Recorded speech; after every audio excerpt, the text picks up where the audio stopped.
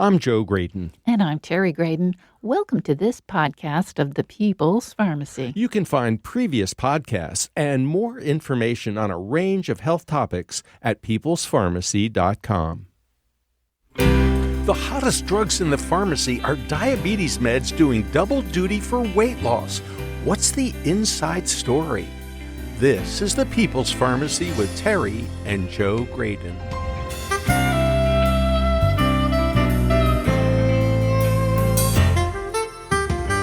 Dr. Aaron Carroll loves data. As Associate Dean for Research Mentoring at Indiana University, he pays a lot of attention to statistics.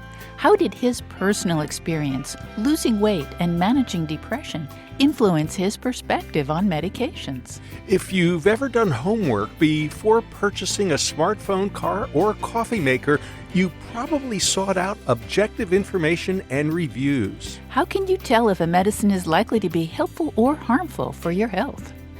Coming up on the People's Pharmacy, evaluating prescription drugs. In the People's Pharmacy health headlines, flu season is underway, with many states reporting a steep increase in respiratory illness.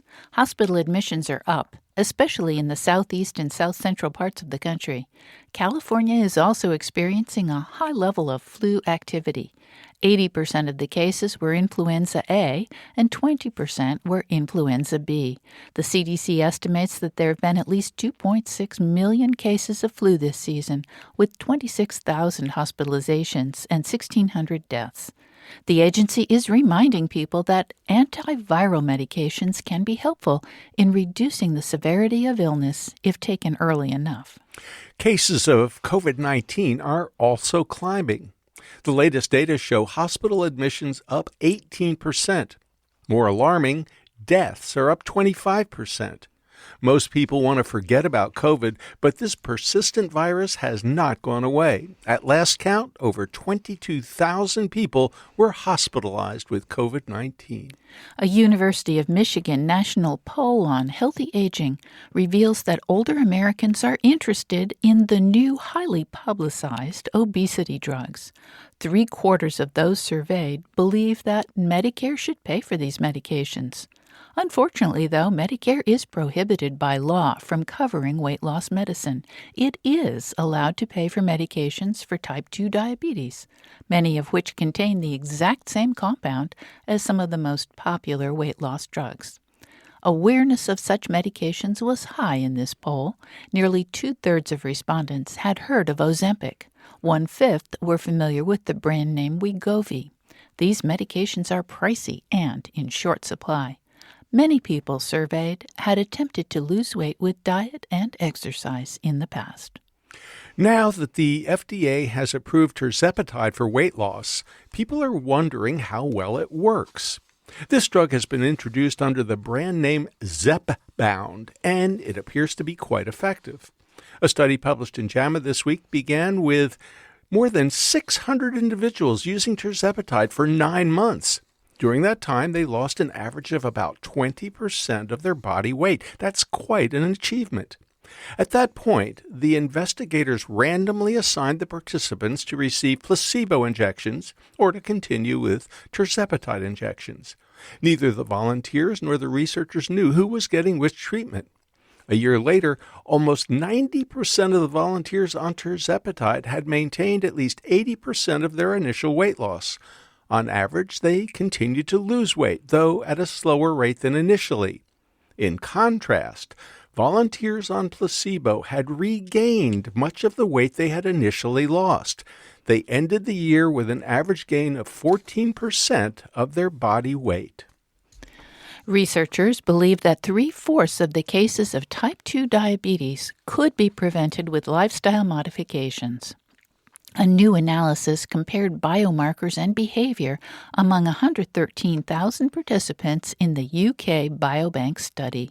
This observational study lasted 12 years and included genetic data as well as markers of liver and kidney function, metabolism, inflammation, and blood lipids.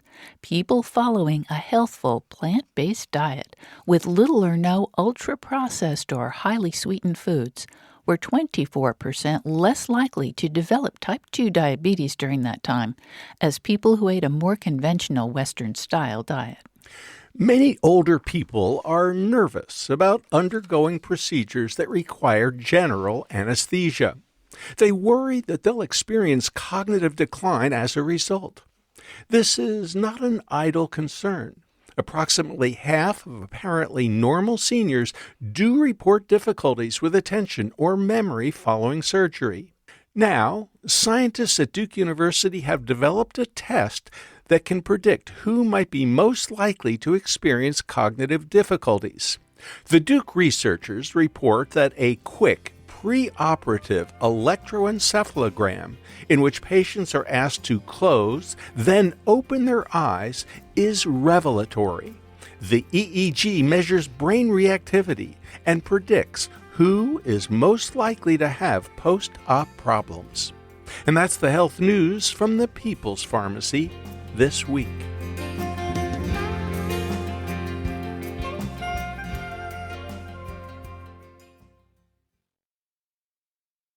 Welcome to the People's Pharmacy. I'm Joe Graydon. And I'm Terry Graydon. When people buy a new computer or a car, they may consult an objective source like Consumer Reports. How do doctors and patients decide which medications will work best? To help us better evaluate the pros and cons of prescription drugs, we turn to Dr. Aaron Carroll. He is a distinguished professor of pediatrics at Indiana University School of Medicine. Dr. Carroll is Associate Dean for Research Mentoring and Chief Health Officer of Indiana University. He's a regular contributor to Opinion and The Upshot for the New York Times. Dr. Carroll's most recent book is The Bad Food Bible: How and Why to Eat Sinfully. Welcome back to the People's Pharmacy, Dr. Aaron Carroll. Thank you so much. It's always a pleasure. Dr. Carroll, your honesty blew me away because I recently read a guest essay for the New York Times in which you described an accident while on vacation, and you were airlifted to a hospital, and then you were incredibly candid about your long-running struggles against depression. How in the world did your accident change the way you thought about antidepressants?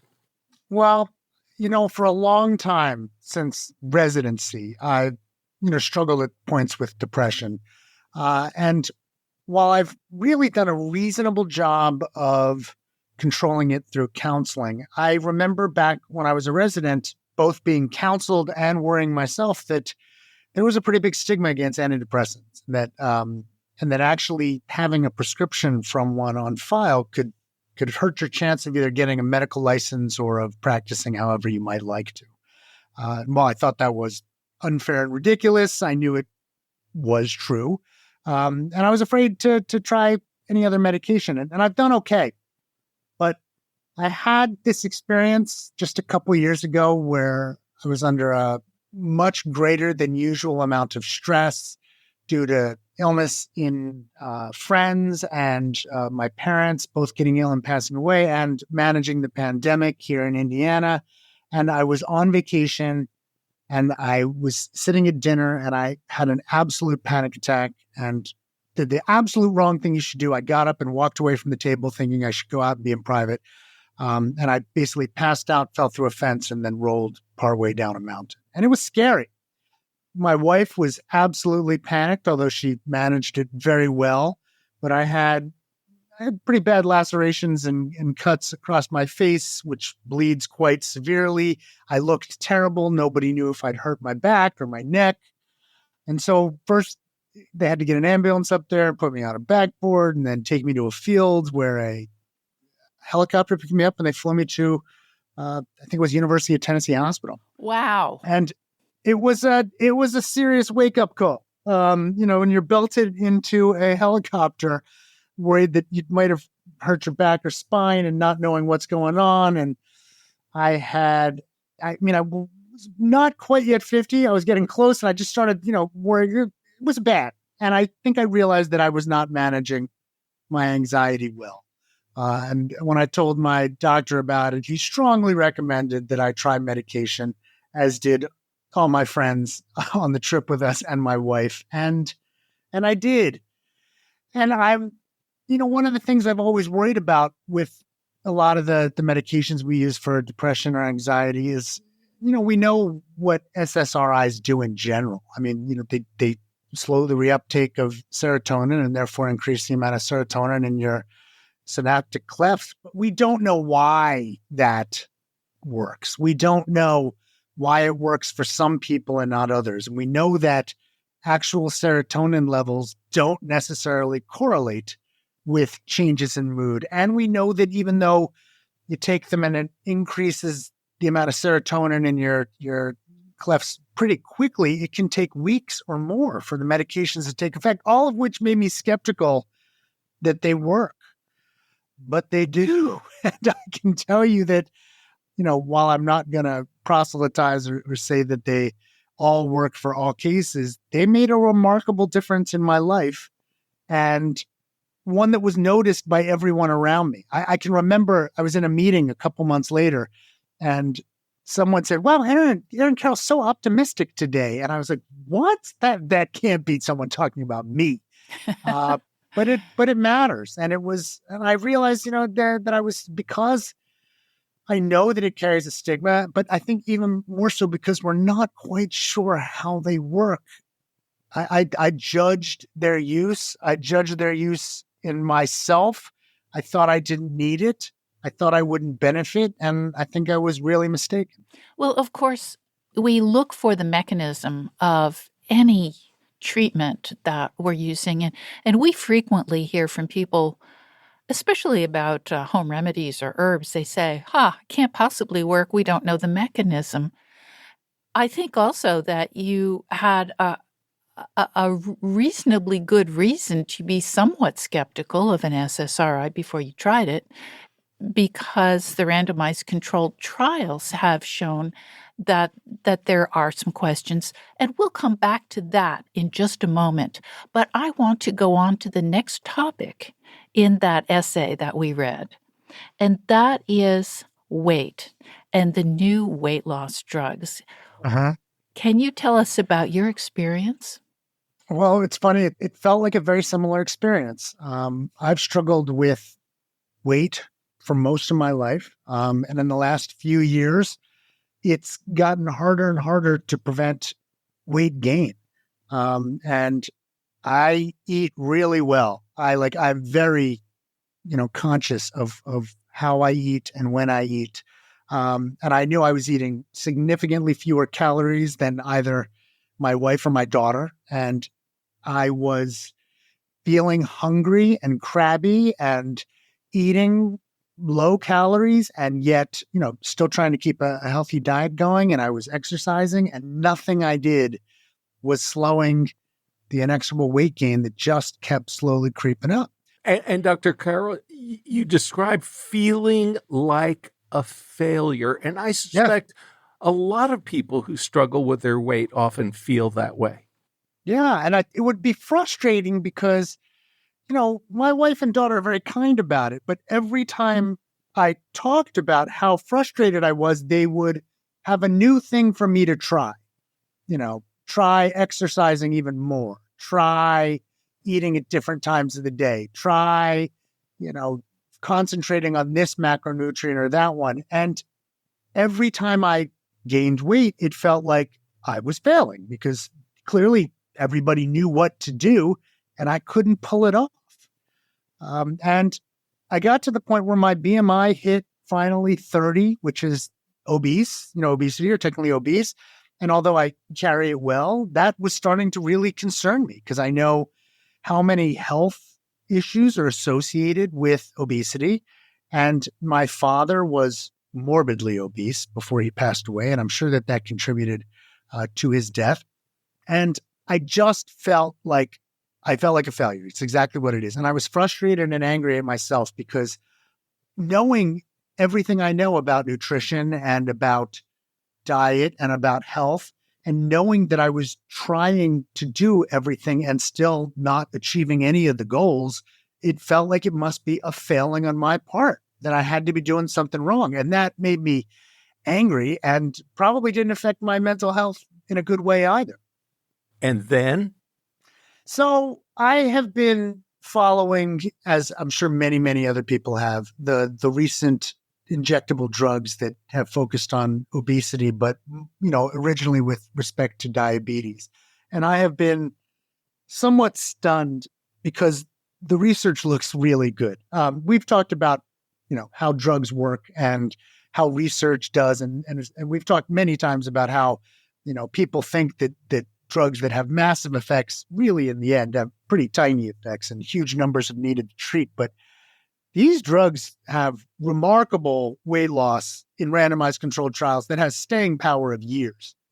And I was more and more convinced that I wanted to try one. But at the same way that it felt like a failure with mental health, it felt like a failure with obesity and weight gain, because again, we don't fully understand the mechanism. We don't fully understand why they work, why they might work for some people or not others.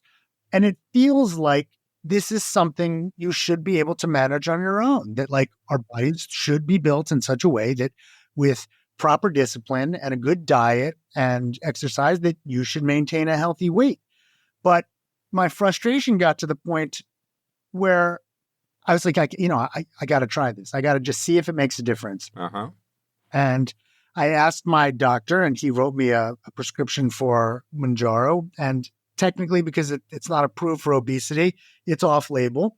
And I knew insurance wouldn't cover it, and I was fine with that. And as with the antidepressant, I've been like absolutely stunned at how much of an effect it's had.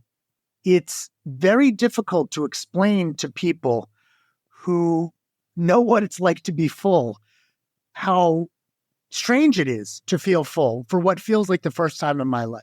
I just don't think about food all day. I will be in the middle of a meal and be like, you know what, I've had enough. I laugh at how, people always used to say, well, why don't you just not eat as much? If you know what satiety feels like, of course that sounds easy. Like, how could I overeat now when I know what it's like to be full?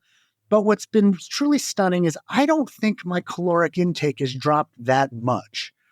Because as I said before, I was restricting my calories pretty well before, but the weight has just dropped off. And what's even better is it's just affected, again, my whole mood and attitude and relationship with food. I don't get angry about it. I don't obsess about it. I don't think about it all the time. I am actually freer with what I eat, and that I'll eat what I want. I just know I won't eat as much of it. Dr. Carroll, we have to take a short break, but when we come back, we're going to ask you how much weight you lost. You're listening to Dr. Aaron Carroll, Distinguished Professor of Pediatrics at Indiana University School of Medicine. His most recent book is The Bad Food Bible. After the break, we'll learn how Dr. Carroll has done on Mounjaro.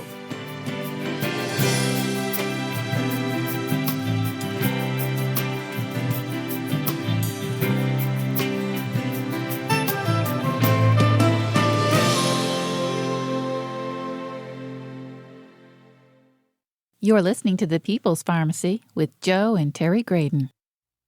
This podcast is made possible in part by CocoVia, backed by 20 years of scientific research and the maker of the most proven and concentrated flavanol extract in the market today, Coco Pro Cocoa Extract. Cocoa flavanols are among the most studied plant-based bioactives today and are clinically proven to promote cardiovascular and brain health for the long term, supporting a strong heart and better memory. Get 15% off your order of any CocoVia product by using the discount code PPOD15. Learn more at CocoVia, and remember that discount code is PPOD15. These statements have not been evaluated by the Food and Drug Administration. This product is not intended to diagnose, treat, cure, or prevent any disease.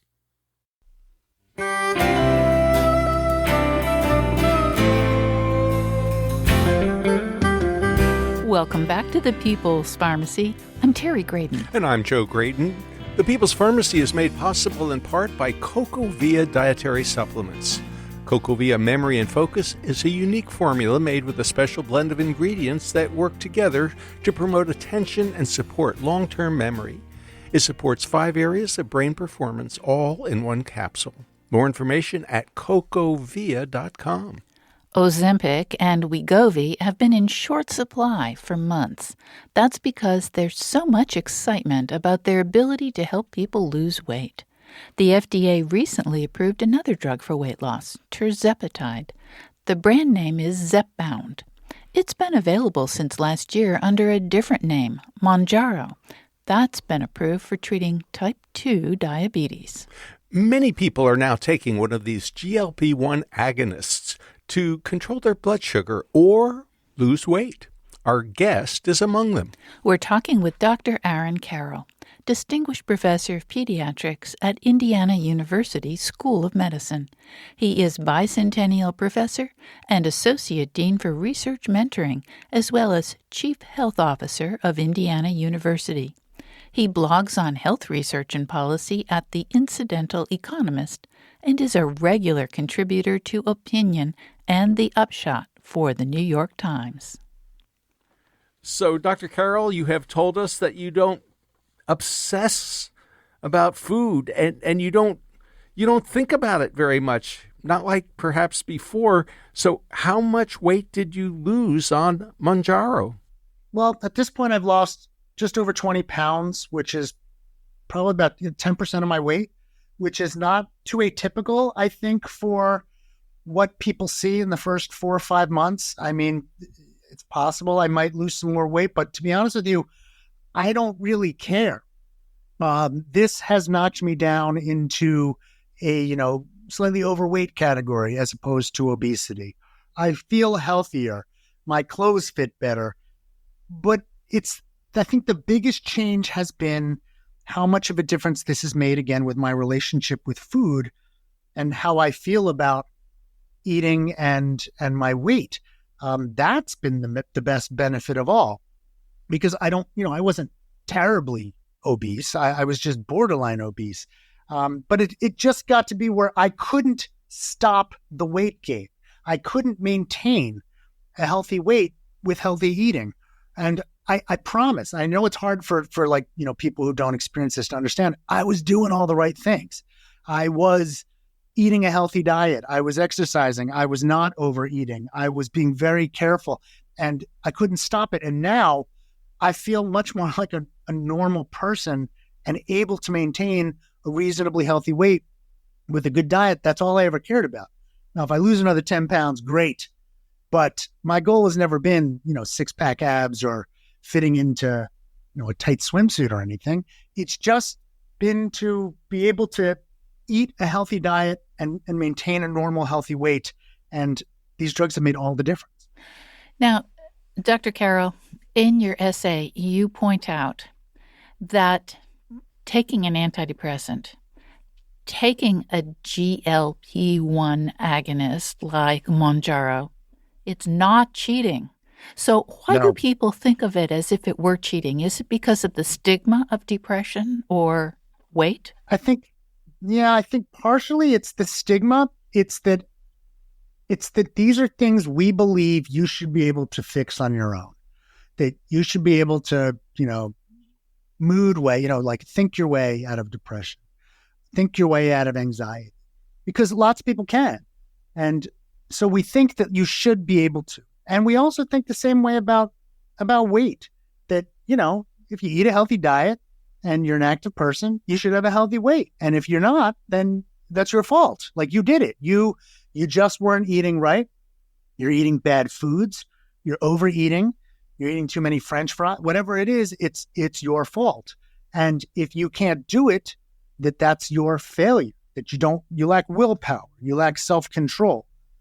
I also think the fact that we don't fully understand the mechanisms of these drugs it compounds the stigma. It makes it so that it even feels more like a cheat, because it's not as if we're fixing something that we truly understand or some deficiency that we can say, oh, well, you have diabetes.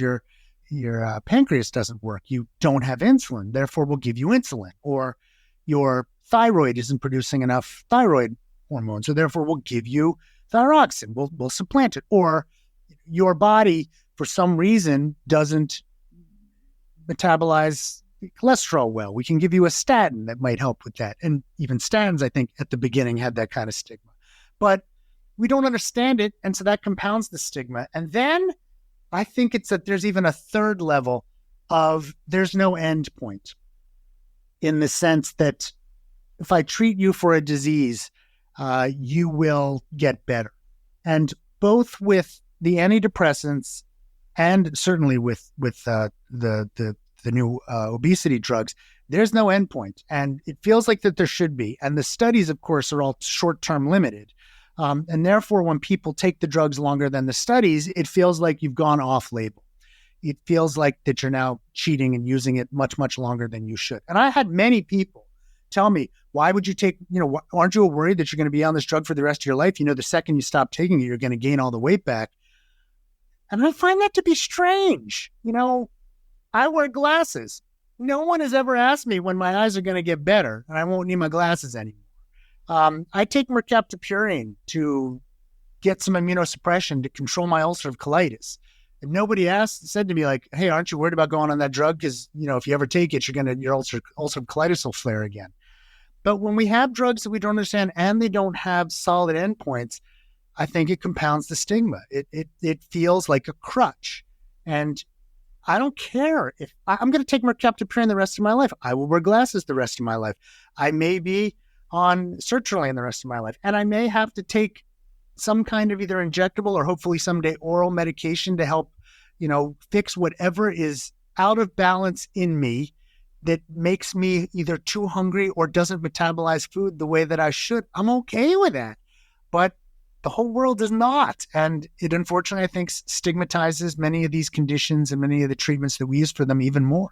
Well, Dr. Carroll, you mentioned that we don't always understand the mechanism of action of a particular pharmaceutical.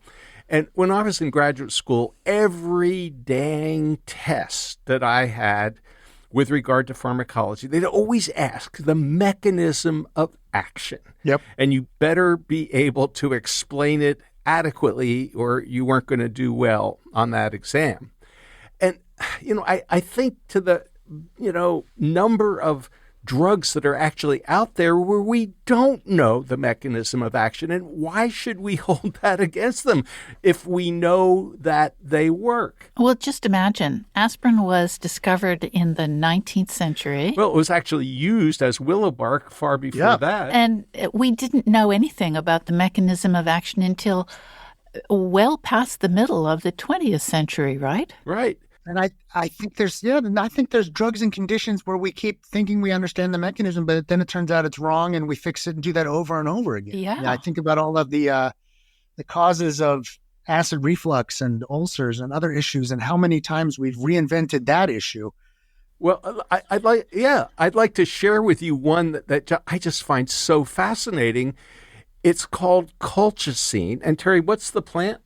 The plant is a crocus. Colchicine is derived from saffron, which is the stigma of the crocus plant. So 3,000 years ago, the Egyptians were using it for inflammation, for gout, for swollen joints.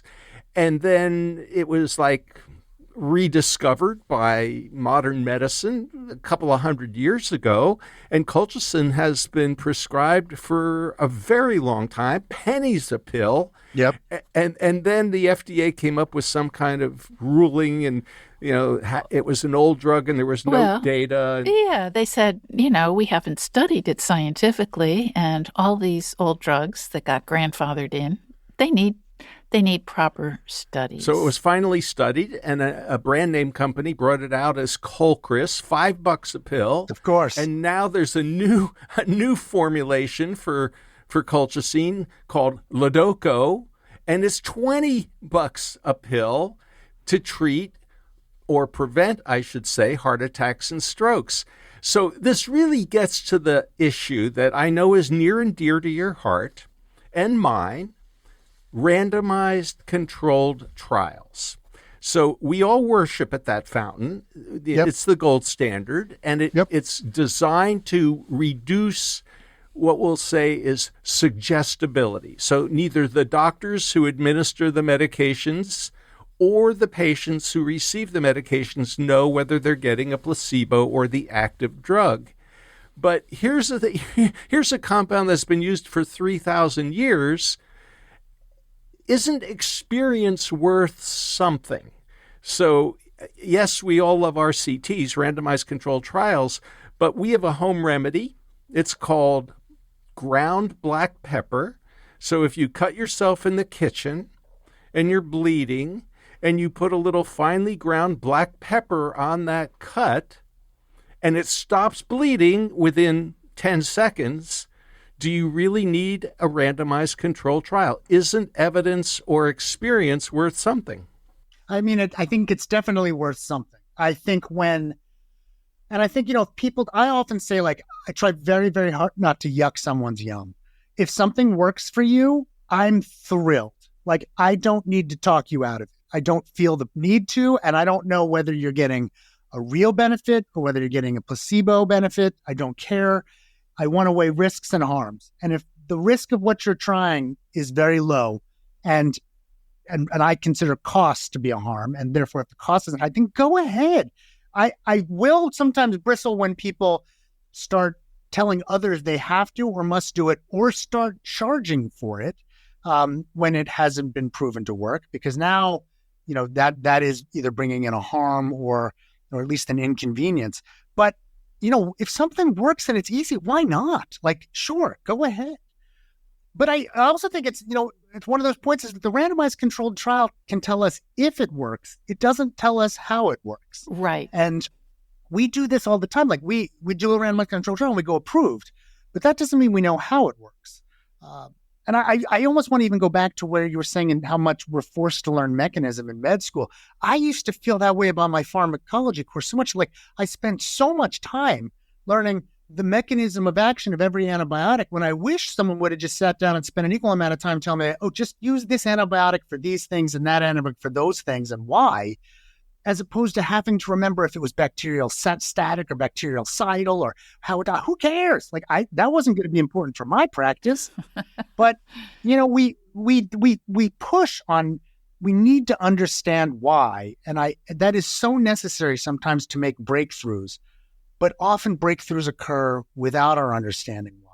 And sometimes we make up a mechanism of action, because I remember being taught about diuretics, and in particular thiazide diuretics like hydrochlorothiazide, and how they work to lower blood pressure. And it was like, well, it's a diuretic. It gets rid of fluid. Yeah, but your body adjusts. Why does that lower blood pressure, right? Yeah. Part of me, I don't know, but I also know I don't care. Like they work. And if we do randomized controlled trials and we look for harms and we look for side effects and we're careful about it and we figure out that it works, I'm just thrilled that it works. I'm thrilled that it's safe and effective. But I think, and maybe we've talked, I think, before about medical myths. I just think human beings sometimes need and want stories. They need explanations. And if we can't give them an explanation, they make one up, which is how we wind up believing stuff that turns out not to be true. But if we can't figure it out and we believe that it's a moral failing in some way, that you should be able to control it, then it feels like that we treat the drug or we treat the treatment like it's cheating. And that just is so detrimental to so many people's health and ability to improve their lives. And then we are doing harm to the people who are refraining from using something that could help them because they feel like it's cheating. I would like to talk a little bit more about randomized controlled trials. We should probably just briefly review why they're so important, why they're such a valuable tool. But I also want to talk about the shortcomings of a randomized controlled trial in uncovering harms, because we frequently don't learn about the harms until much later after the primary randomized controlled trials have been done. Absolutely. I mean, while we might do, even tens of thousands of people in a randomized controlled trial, something that is a rare or potentially damaging side effect might not show up until much larger or widespread use. Or it may be, this was a problem with drugs decades ago. If you don't, for instance, put pregnant women in the trial, you don't know what the effects are on a growing fetus. And there were drugs approved and used that when they started to use them in pregnant women caused horrific side effects. There are lots of variables that still cannot be accounted for. I would say the randomized controlled trial is in some ways the floor, not the ceiling, to say we believe that this is safe and effective. But there's so many other factors, including how people will actually use it in real life, how they might use it differently, how the population studied might differ from the populations that wind up using the drug, how it might change over time or be experienced by larger and larger groups of people. All of this matters, and we absolutely need to follow drugs after they're approved and after they've begun marketing, because we may pick up on things we missed during the relatively small number of people that were using it in a trial. So, Dr. Carroll, here's a perfect example. Statins.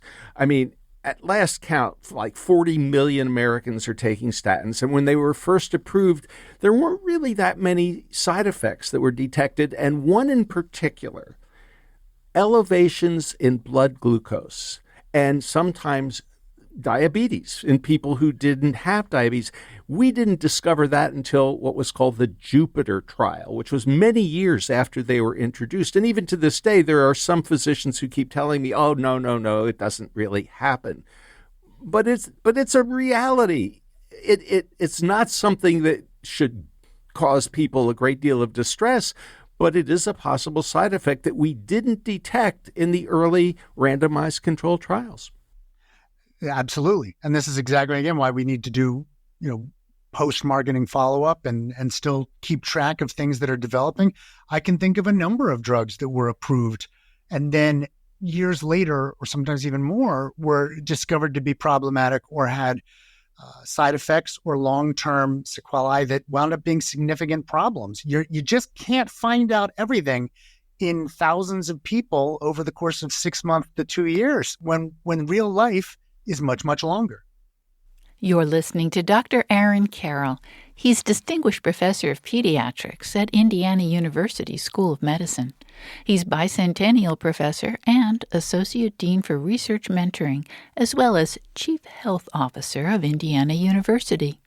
Dr. Carroll blogs on health research and policy at The Incidental Economist and is a regular contributor to Opinion and The Upshot for The New York Times.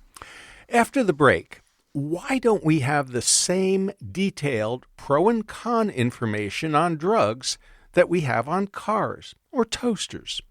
We'll also find out what the NNT and the NNH mean and why these measures are helpful. When we look at the number needed to treat for statins in preventing heart attacks in healthy people, it's not that impressive. What is the difference between relative risk reduction and absolute risk reduction, and why is that important? Dr. Carroll will offer his advice on weighing benefits and risks and making smart choices.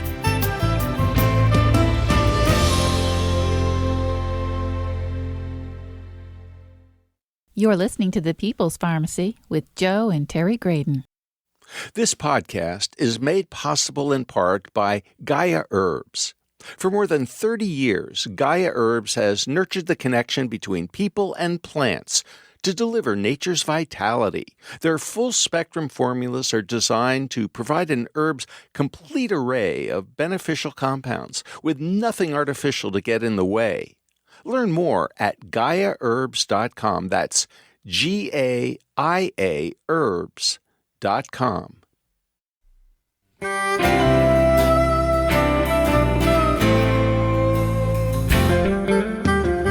Welcome back to The People's Pharmacy. I'm Terry Graydon. And I'm Joe Graydon. The People's Pharmacy is made possible in part by CocoVia Dietary Supplements. CocoVia Memory Plus is formulated with 750 milligrams of cocoflavanols, a level clinically proven to improve 3 different types of memory and support brain function. More information at cocovia.com. outweigh.com. If you listen to the People's Pharmacy, you've probably heard us rant about relative risk reduction versus absolute risk reduction. One number makes a medicine look fabulous, but it can be misleading. When you read a headline or listen to a newscast about a new medicine that reduces your risk of some terrible health problem by 30%, it seems fantastic. But a number like that is usually a relative risk. The absolute risk reduction can be modest at best. To learn more about the difference in these numbers and how to use them to make wise decisions, we're talking with Dr. Aaron Carroll. He's Distinguished Professor of Pediatrics at Indiana University School of Medicine.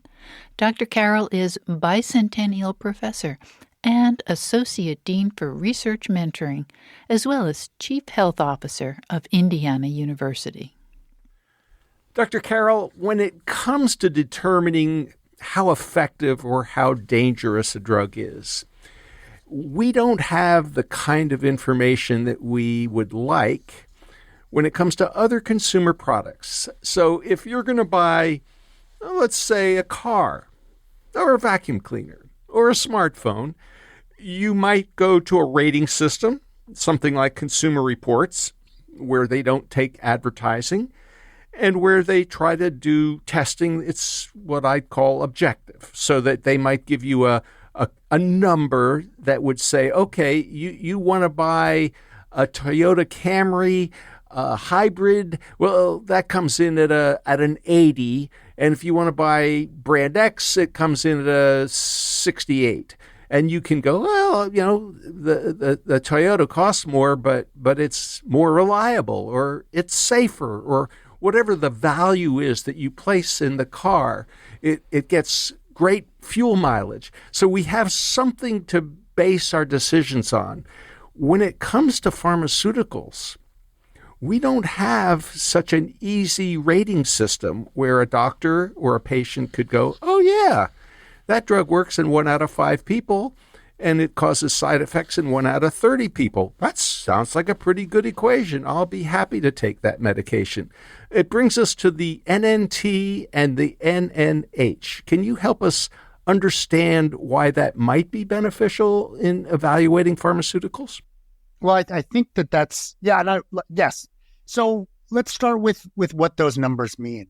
When we say something is effective, of course, it's a term that it needs a lot more definition. So in every time there's a trial, they have to say specifically, this is what we mean by effectiveness, that blood pressure drops by a certain amount, or that, fever disappears in a certain amount of time, or cancer is cured in a certain percentage of people. That is what we might mean to be effective. But of course, not everyone experiences that. Lots of people that take the drug would have gotten better anyway, which is whether it's placebo effect or whether it's something else. Some people don't get any benefit at all. There's just some number of people that experience that effect. And the more effective the drug is, the fewer people that will have to take it to see an effect. So I think most people probably imagine that if they take a drug, there's a pretty high percentage chance that they're going to get better. But people would be shocked at how rarely that is the case. So if we have a drug, let's say it's statins, and we're trying to see, can we prevent heart attack with statins? And we take 1,000 people. It's something like 999 of them are unaffected. Maybe 1 out of 1,000 is effective, meaning you need to treat 1,000 people for one person to have that effect. That's actually not too far off from where statins likely really are. And that's horrifying when people hear that. It is horrifying. The numbers we've seen are closer to 99 people out of 100 are taking the drug for one person to have a benefit. And if they're people that already have heart disease, maybe 80 of them need to take a drug for a statin for one of them to have an impact. It's still a lot of people, and a lot of people whose insurance companies hopefully are paying for the statin, or who are being exposed to potential side effects. Now, of course, many doctors tell us, well, the side effects of statins, they're not all that important. But if you're experiencing a side effect, A friend of ours told us the other day that while he was on a statin, he couldn't think. He had brain fog, and once he stopped, the brain fog cleared up. Yep. Well, am I going to tell him that wasn't his experience? And so the way I actually, when I practice more, the way I used to talk about antibiotics to parents for when they wanted them for their child who had an ear infection, was using exactly this kind of framing. And so while we just said there was number needed to treat, the same thing is number needed to harm. In other words, how many people need to be treated for one person to have a side effect? And so if a child looked well and had an ear infection and a parent wanted antibiotics, I would say, okay, well, here's the thing. If you're trying to prevent spread from one ear to the other, antibiotics cannot do that. Like the number needed to treat's like an infinity. If you're looking to say, I'm trying to prevent rupture of the eardrum, it's like it barely makes a difference. If you're saying, I really want my child to have no pain tomorrow, the antibiotic won't do that either. What the antibiotic might do is reduce the length of time that your child is in pain from a week to slightly less than a week. And the number that I need to treat is 20. So 19 out of 20 kids that I give this antibiotic to will have no effect. One of them might feel a little bit better within a week, and they might start nodding and saying, oh, well, I still want to do that. I'd say, but the number needed to harm with respect to having bad diarrhea or a rash or some other side effect is about half that. Meaning if I give you this antibiotic, you're twice as likely to have a side effect as to have this tiny benefit that, wasn't really what you were looking for anyway. And they're like, well, I don't want to do that. And I'm like, you want pain relief? I can give you some drops that'll do pain relief, or take some, Advil or Tylenol. That's how you get pain relief. This is likely going to get better. But framing it with, this is the number that are going to see a benefit, this is the number going to see a harm, changes the equation. That rarely gets discussed. The USPSTF just did that recently with respect to prostate cancer a few years ago. And again, it's stunning, where they talk about prostate screening and the number that they need to treat to prevent a death is like 1,000. But the number that they need to treat to have one man either be impotent or incontinent or both is so much lower that it's not unreasonable to say, I might just want to wait if you have few risk factors. Well, this brings up a whole issue around what we call the relative risk reduction versus the absolute risk reduction. And I know we've talked about this in the past, but I don't think we can talk about it too much. Do I need to put out a nerd alert for our listeners? Yeah, probably you do. But here's the thing. The Food and Drug Administration had a commissioner a few years back by the name of Dr. Stephen Hahn. And he fell into this trap because he described the benefits of something called convalescent plasma against COVID-19. And in his announcement, he said 35 patients out of 100 could be saved, their lives saved, if they got plasma transfusions from someone who had recovered from a very bad case of COVID. Yeah. Now, that sounded great. And I think a lot of people were going, well, sign me up. If I get COVID, I want that convalescent plasma. Well, it was totally misleading because there was no placebo arm. The people in this trial, 3 days after being hospitalized with COVID, they either got intravenous plasma or they were compared to people who had to wait 30 days. And the difference was 9% who died after 3 days versus 12% who died after the delayed plasma infusion. Hardly a 35 out of 100. So the actual difference between them was 3 out of 100. Exactly. Right. And he completely got it wrong and described it as, a absolute risk when it was really a relative risk. So for our listeners, maybe you could sum up why that difference is so important. Because that actually is how we calculate the number needed to treat. So if there's something that has a 100% chance of killing you, and I reduce it to 50%, that sounds like a 50% reduction. But if something has a 0.00004% chance of killing you, and I reduce it to 0.00002%, That is also a 50% relative reduction, except you really care about the first one, and the second one you might not notice at all. Where they differ is in their absolute risk reduction, where in the first one, the absolute risk was 50%. And in the second one, the absolute risk reduction was 0.00002%. And you calculate number needed to treat by taking 100 and dividing it by the absolute risk reduction. So in the first one, 100 divided by 50% risk reduction, that's 2. I only needed to treat 2 people for one of them to get the benefit, because I went from 2 out of 2 people dying to 1 out of 2 people dying. In the second one, the number needed to treat would be 100 divided by 0.00002. It's going to be an enormous number. You're going to need to treat probably millions of people for one of them to see a benefit. And so even on the example you gave, 35% sounds huge. That would be like 1 out of 3 people. But in reality, it was a 3% absolute reduction. The number needed to treat would be, if it's true, 1 out of 30 or 35. Those are huge differences. And so many drugs have an absolute risk reduction that's so low that the number needed to treat is thousands or more to get the benefit we're really shooting for. So, Dr. Carroll, if I am accepting a prescription from my doctor and I don't know anything about this medication, is it reasonable for me to ask the doctor, what is the number needed to treat? What can I expect from this drug? Yeah, what are the chances that I, Joe, will get some benefit? Yeah, I would wager that most doctors won't have that information on hand or actually, think about it, because part of it is also like, well, what are you expecting to get out of it? Because if you take a statin, it's very different to say like, well, I want my cholesterol to drop. But what we really want is, I don't want to have a heart attack. And so if they answer the question based upon, well, your cholesterol might drop, that's a different number that's needed to treat than what we really care about, which is, are you going to have a reduce in heart disease? When I say thousands of people, it's reduction in like heart attacks or heart disease. But a lot of people don't think of it that way. They're thinking about like, oh, well, my cholesterol went down 10 points. It's a success. But that wasn't the marker in the study. The study was done to prevent heart disease. Just having your cholesterol drop is a process measure. It's not a hard outcome, but that's what most people think about. And even if they were, I doubt most doctors have that kind of information on hand to be able to answer that question for you.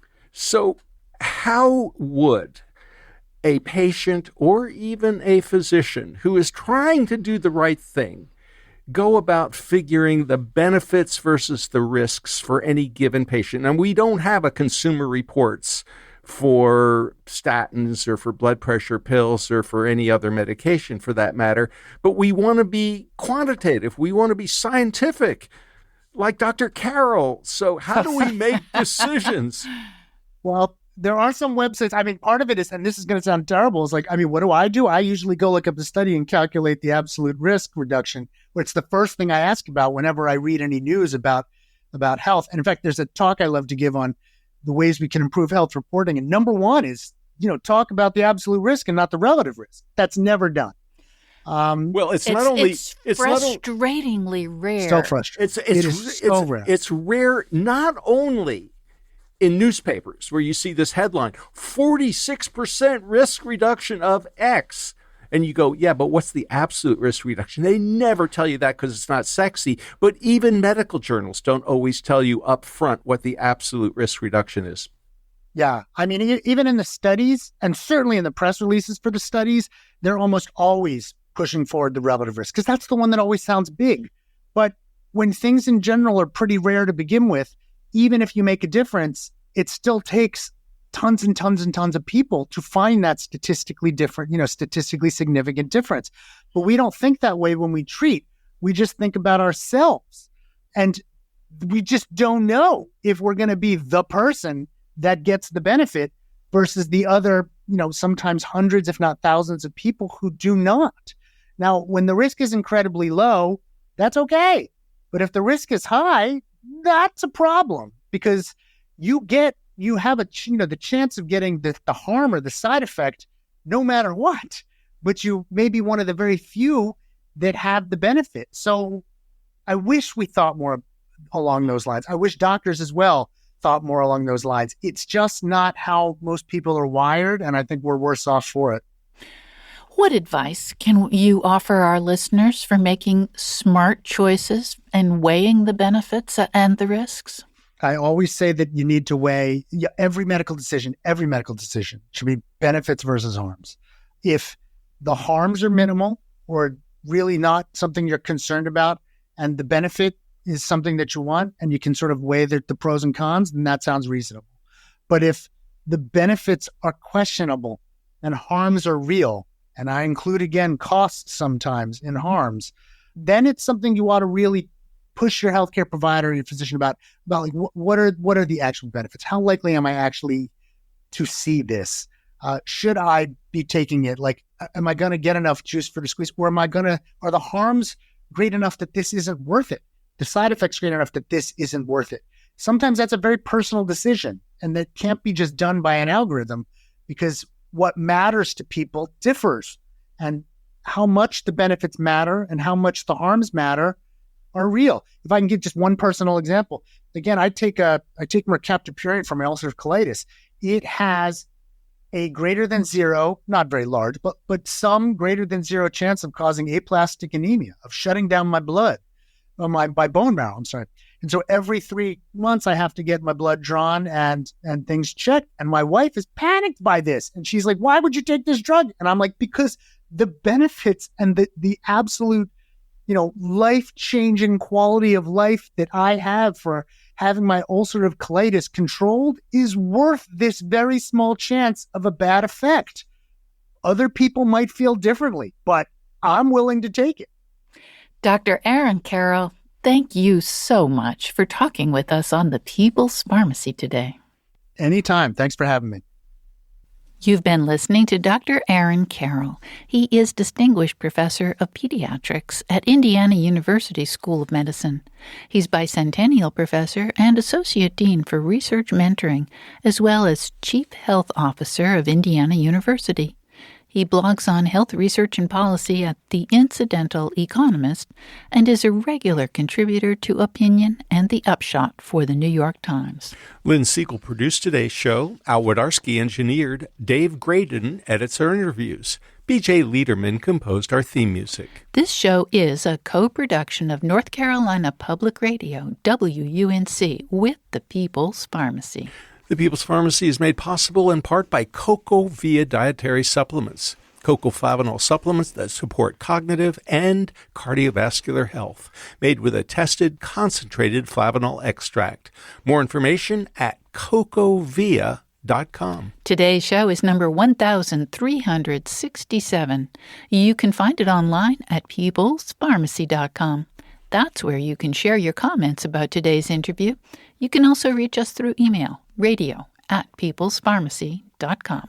Our interviews are available through your favorite podcast provider. You'll find the show on our website on Monday morning. At peoplespharmacy.com, you could sign up for our free online newsletter and get the latest news about important health stories. When you subscribe, you also get regular access to information about our weekly podcast, so you can find out ahead of time what topics we're covering. In Durham, North Carolina, I'm Joe Graydon. And I'm Terry Graydon. Thank you for listening.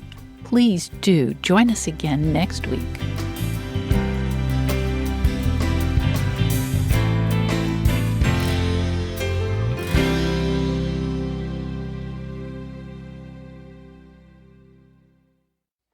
Thank you for listening to the People's Pharmacy Podcast. It's an honor and a pleasure to bring you our award-winning program week in and week out.